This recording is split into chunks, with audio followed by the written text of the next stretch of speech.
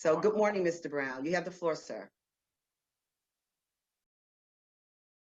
Good morning, everyone. Thank you to you, Senator Miller, also your staff colleagues, Ariana Gonzalez and Georgette Cicero, as well as the entire BPRC. Several of the colleagues I've had an opportunity to speak with over the last couple of years, and I'm grateful for these few minutes.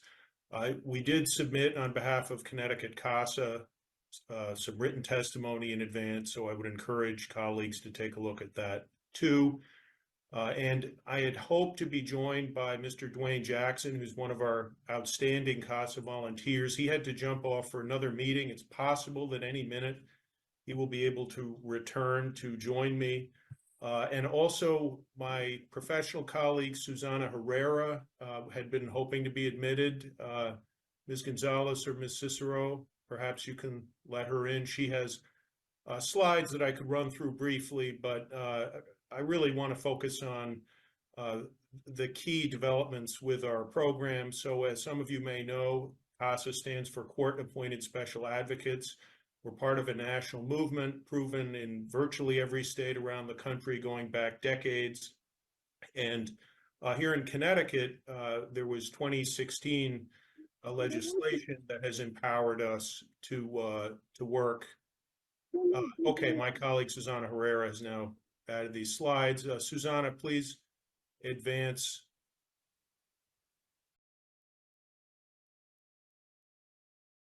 Okay, please continue. Yes, so Marian Wright Edelman, for example, has a quotation here, the famous founder of the Children's Defense Fund, about the CASA movement nationally. Please advance to the next slide. This is the legislation back in 2016. We're working under a memorandum of understanding with the state judicial branch. Please to the next slide. And the next one.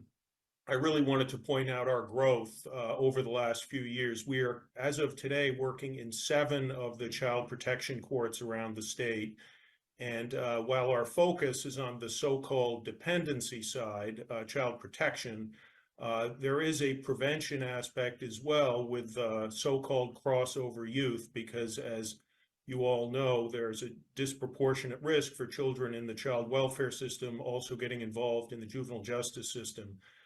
So a good example of our efforts at prevention is that our latest board member happens to be Mr. Brent Peterkin, who previously, as you all probably know, led Project Longevity. So we're grateful to have his involvement as we work to prevent children's involvement in the other side of the system. And the CASA movement is associated with better outcomes for kids. I can answer any questions. I know my time is...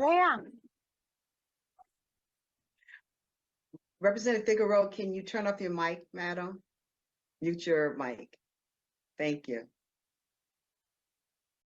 Thank you. And I know I met with you, and I know you didn't get a chance to present the way you want to, but maybe you have time to just go over some of the things that you didn't get a chance to mention.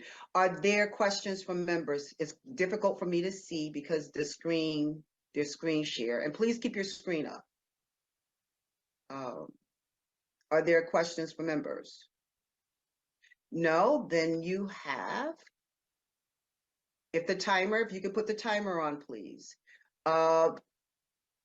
If you can go ahead and finish your presentation, you have some more time.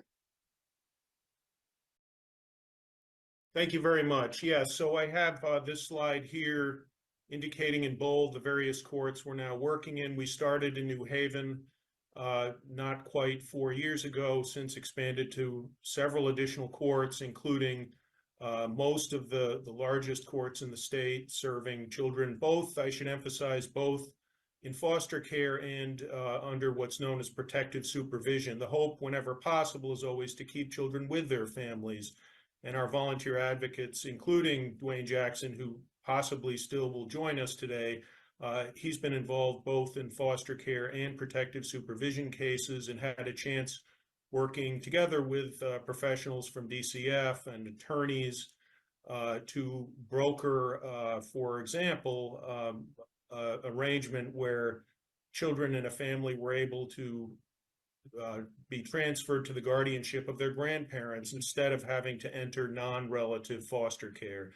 So, you know, it is a volunteer-based approach. There's only so much volunteers can do together with professionals, but having one more caring, consistent adult involved in the life of a child can only help, and it is associated with better social, emotional, as well as academic outcomes. Youth with these CASA volunteers tend to return home more quickly, find a safe, permanent home, and have greater levels of hope, which is key for the future. So please to the next slide, Susanna.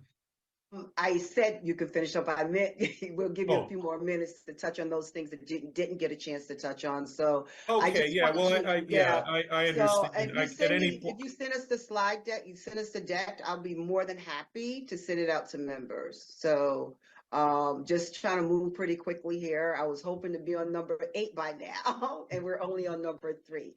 So again, thank you for the work that you do, and again, send it to me and I'll make sure that it gets out to our members. And thank you for this program.